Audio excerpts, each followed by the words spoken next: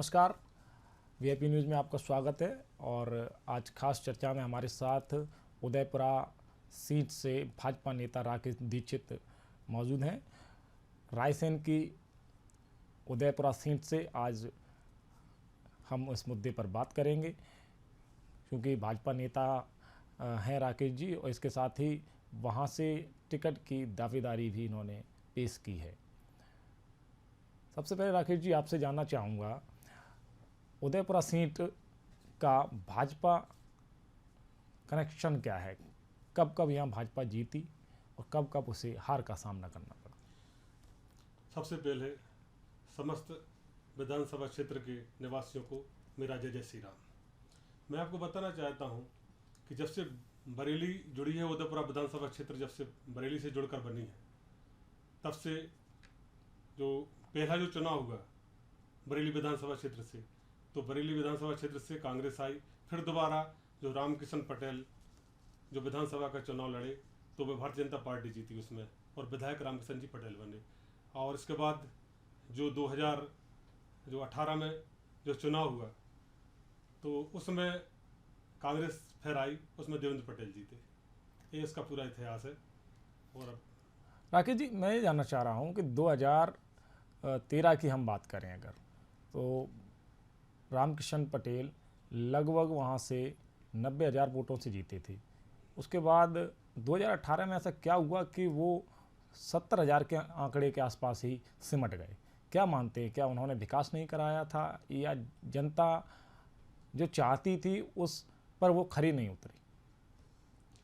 वो अपन ये नहीं कह सकते अपन कि उन्होंने विकास नहीं किया।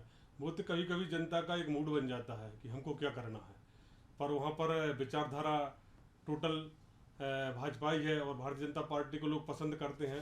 पर किन्हीं कारणों से कभी कभी ऐसी दुर्घटनाएं हो जाती हैं, उसके कारण हम एक्चुअल नहीं बता सकते आखिर कारण क्या है उसका। इसमें आप एक अगर मूल भाजपा पार्टी के कार्यकर्ता के नाते अगर मैं आपसे जानना चाहूँ कि 2018 के चुनाव परिणाम जो रहे, देवेंद्र पटेल कांग्रेस से वहाँ जीते, उसके बाद अभी तक आपके हिसाब से विधायक ने कितने विकास कार्य कराए हैं? उनने जो घोषणाएं की थी क्या वो पूरी हुई? आपके हिसाब से कितना काम हुआ?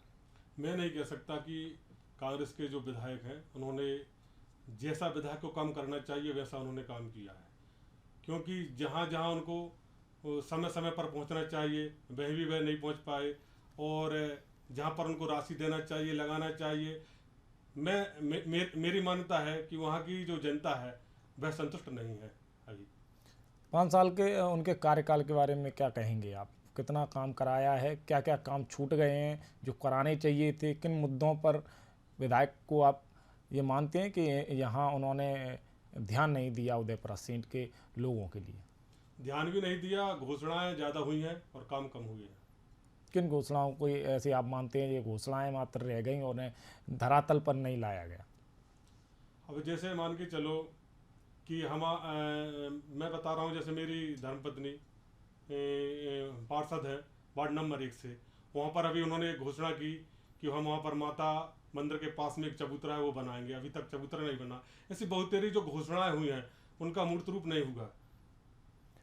आप अगर वहाँ से, आपने भी चूँकि भाजपा से दावेदारी प्रस्तुत की है, पार्टी को आपने बायोडाटा भी दिया है, लगभग कितने लोगों ने दावेदारी प्रस्तुत की है, और आप क्या मानते हैं कि अगर आपको टिकट मिलता है तो जनता के बीच आप किस तरह जाएंगे चुनाव को लेकर? क्या आपके एजेंडा रहेगा?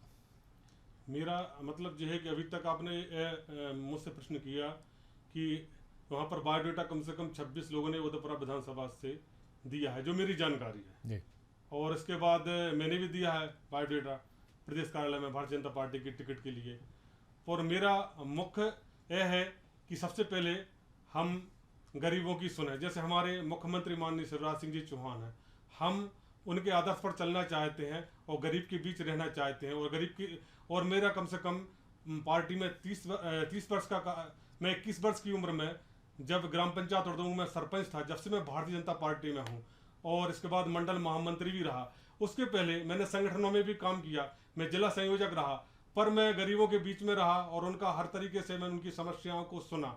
और मेरा मतलब ये है कि पहली बात तो ये है कि ईमानदारी, राष्ट्रभक्ति और एक हिंदुत्व, यह मेरे अंदर है। और मैं चाहता हूँ कि ऐसे व्यक्ति को टिकट मिलना चाहिए। इन सब चीज़ों का मैं पालन कर रहा हूँ, इसलिए मैंने आवेदन किया और मैंने मेरा बायोडाटा प्रदेश कार्यालय में दिया। और मैं चाहता हूँ, मैं नहीं, ऐसे व्यक्तियों को समस्त प्रदेश में टिकट मिलना चाहिए। और भारतीय जनता पार्टी में यह सब चीज़ें हैं, इसलिए भारतीय जनता पार्टी इतने आगे बढ़ रही है और बढ़ी है। और मेरा यह मानना है कि जिनमें राष्ट्रीयता है, ईमानदारी है, हिंदुत्व है, उनको टिकट भारतीय जनता पार्टी देगी। और इसी आशा से मैंने मेरा बायोडाटा प्रदेश कार्यालय में दिया है। पार्टी संगठन से आपको किस प्रकार का आश्वासन मिला है? आप लंबे समय से, आपने जैसा बताया कि सालों से आप भाजपा के लिए काम कर रहे हैं, इतने साल तक काम करने के बाद क्या मानते हैं आप? क्या उसका परिणाम आपको एक फल के तौर पर मिलना चाहिए? जो आप कार्य करते रहे और आप कर्म करते रहे, फल की चिंता नहीं की, तो इस बार आप क्या मानते हैं कि आपको आपके कर्म का फल मिलना चाहिए? जो योजना भारतीय जनता पार्टी की आ रही है, ऐसा लगता है कि जो योजना मेरे अंदर है, गरीबों की प्रतिभा योजना आ रही है, तो विचारधारा काम यदि करे तो हमको लगे कि हम उस पथ पर हैं। जैसे लाडली बहना योजना, इतनी बड़ी योजना हमारे माननीय मुख्यमंत्री जी ने जो योजना लागू की, और बहनों को जो 1,000 रुपये मिल रहे हैं, श्रावण का पर्व इतने उत्साह से मना और सब अपने भाई के लिए धन्यवाद दे रही हैं। तो केवल माननीय शिवराज सिंह जी को धन्यवाद नहीं दे रही, हम भी उनके बीच में जाते हैं तो हमको भी उतना धन्यवाद मिलता है। एक विचारधारा काम करती है। और भारतीय जनता पार्टी में मेरा आने का तात्पर्य, केवल हमने कल्पना भर की थी कि धारा 370 हटेगी, और हमने केवल कल्पना की थी कि हमारी जो मुस्लिम बहनें हैं और उनके साथ जो 3 तलाक जैसा एक अभिशाप है, वह दूर किया।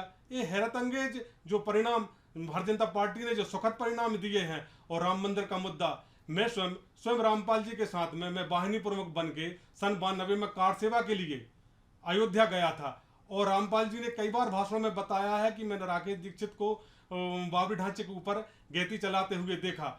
यह सब कार्य हुए और बाबरी ढांचा गिरने के बाद लोग हमसे कहते थे मंदिर बनना नामुमकिन है।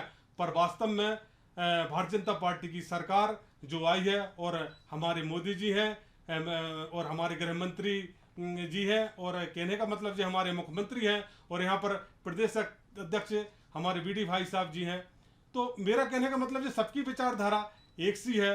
और हम केवल भारतीय जनता पार्टी से हम इसलिए जुड़े हैं कि उसमें राष्ट्रवाद है, ईमानदारी है, और देशभक्ति है, और हिंदुत्व है।